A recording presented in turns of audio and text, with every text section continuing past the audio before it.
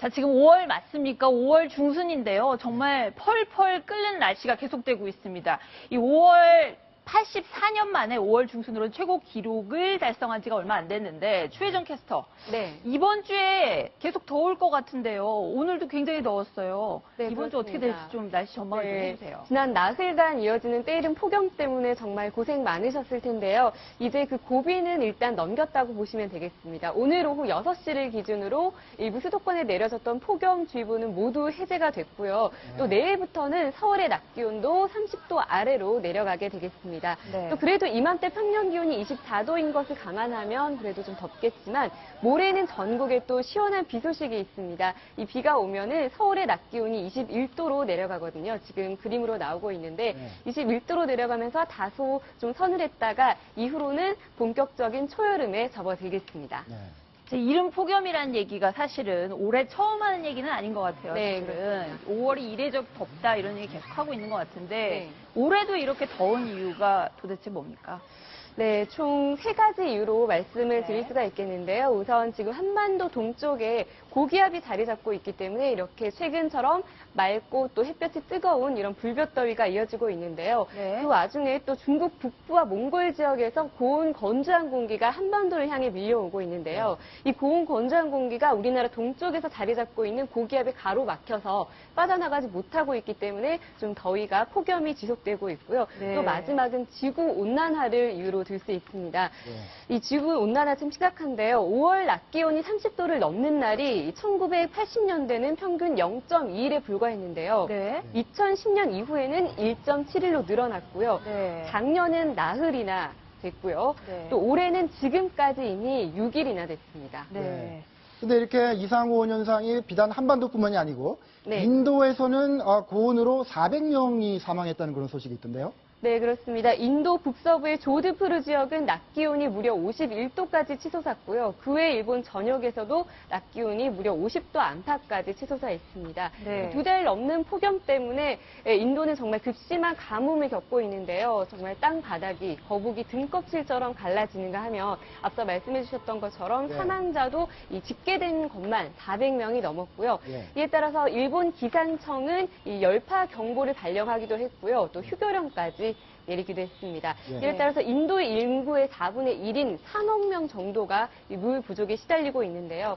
이 일본의 이 가뭄과 이 폭염은 우기가 시작되는 다음 달까지도 지속될 것으로 우려되고 있습니다. 네, 인도가 원래 더운 나라고요. 그 태국과 라오스 이런 동남아시아 국가들도 더운 나라인데 더운 나라가 더 더워지면 어떻게 되는 겁니까? 지금 상황이 어떻습니까? 네, 아직 본격 여름이 시작되지는 않았지만 아시아의 경우에는요, 올해가 역사상 가장 더운 해로 기록될 가능성이 아주 있습니다. 앞서 말씀해주신 인도뿐만 아니라 동남아에서도 이상 고온 현상이 이어지면서 더불어 극심한 가뭄에 시달리고 있는데요. 가축이 죽고 또 강물이 다 말라붙는 등의 피해를 겪고 있는데요. 이러한 현상이 또 슈퍼 엘니뇨와 또 연관이 있습니다. 최근 세계 기온 변화가 좀 아주 우려스러운 수준까지 달했는데요. 이 작년 5월부터 올해 4월까지요. 세계 기온은 연속해서 가장 더운 신기록을 갱신을 하고 있는 그런 상황입니다. 이런 추세로 보면은 올해 5월 역시 또 가장 더운 해로 기록되지 않을까 싶고요. 또 나사에서는 올해 들어서 올해 4달 만의 기온만으로도 올해가 역사상 가장 더운 해로 기록될 확률이 무려 99%라고 전망하기도 했습니다. 지금 말씀하신 것처럼 나사에 따르면은 올해 여름이 역사상 가장 더운, 뜨거운 여름이 될 거라는 얘기를 하셨는데, 그러면 우리 여름도 마찬가지로 매우 더운 여름이 될 거란 말이죠. 우리 정부의 이 폭염에 대한 대책 같은 게 좀 어떻게 마련이 돼 있습니까? 네, 정부에서도 현재 폭염에 대한 마련을 하고 있는데요. 정부 차원에서 2016년 폭염 대응 종합 대책을 마련했습니다. 지난해보다 좀 닷새가 빨랐는데요. 20일부터 폭염 대응 체제에 돌입을 한 상황입니다. 따라서 정부에서는 재난도우미 12만 명을 투입을 했고요. 전화 방문을 통해서 수시로 취약계층의 안부를 확인하고 있고요. 또 에어컨이 구비된 무더위 쉼터도 마련을 한 상황입니다. 지금 기상캐스터시기 때문에 올여름에 정말 뜨거운 데를 많이 다니셔야 될 것 같은데 이렇게 폭염에 대비해서 각별히 신경을 써야 되는 부분들이 있다면 뭐가 있을까요? 네, 이번 폭염은 고비를 넘겼지만 아직도 이제 다가올 남은 폭염이 많이 남았는데요. 일단 폭염주의보가 내려질 경우 경우에요. 가급적 노약자나 어린이들은 한낮에 외출을 좀 피해 주시고요. 탈진을 막기 위해서 평소보다 물을 자주 많이 마셔주는 게 좋습니다. 네. 실내에 계시더라도 볕을 좀 잘 차단해 주시고요. 또 통풍을 위해서 환기를 자주 해주셔야 되는데 네. 다만 폭염이 심할 경우에는 인체에 유해한 오존 농도도 동시에 짙어질 수 있기 때문에 오존 농도도 자주 확인해 주시는 게 좋겠습니다. 네, 그렇군요. 정말 더울 땐 말이죠. 아무 일도 안 하고 그냥 멍하니 있는 것도 방법입니다. 그래서 오늘 관련된 아주 다채로운 행사가 열렸는데 강승윤 기자 어떻습니까? 멍 때리기 대회라고 하죠? 예, 오늘 서울시 한강사업본부가 주최한 2016 한강 멍 때리기 대회가 지금 오늘 나가고 있는 바로 저 화면이 3시에 블로그에 열렸습니다. 있었던 그 장면이죠. 네, 무료함과 졸음을 이겨내고 아무것도 하지 않는 것이 특징인데요. 경기 중에 휴대전화를 만지거나 뭐 잡담을 하거나 음식류를 먹거나 이런 행위들이 모두 금지되어 있습니다. 네. 진행 요원이 15분마다 심방 측정기를 통해서 측정을 하게 되는데요. 네. 경기를 관전한 시민들이 인상적인 참가자에게 투표를 하게 되고 여기서 가장 과다 득표를 한 사람이 네. 우승을 하게 되는 방식입니다. 예. 최혜정 캐스터. 네. 저렇게 멍 때리고 아무것도 안 하는 게 건강에 좋은가요?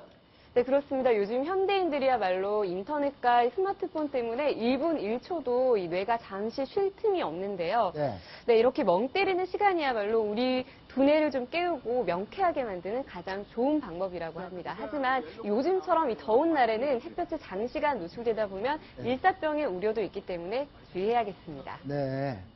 저렇게 멍 때리는 사람들이 있는가 하면요. 또 의자를 타고 달리는 사람들이 오늘 있었다고 합니다. 어떤 소식이죠? 강 기자?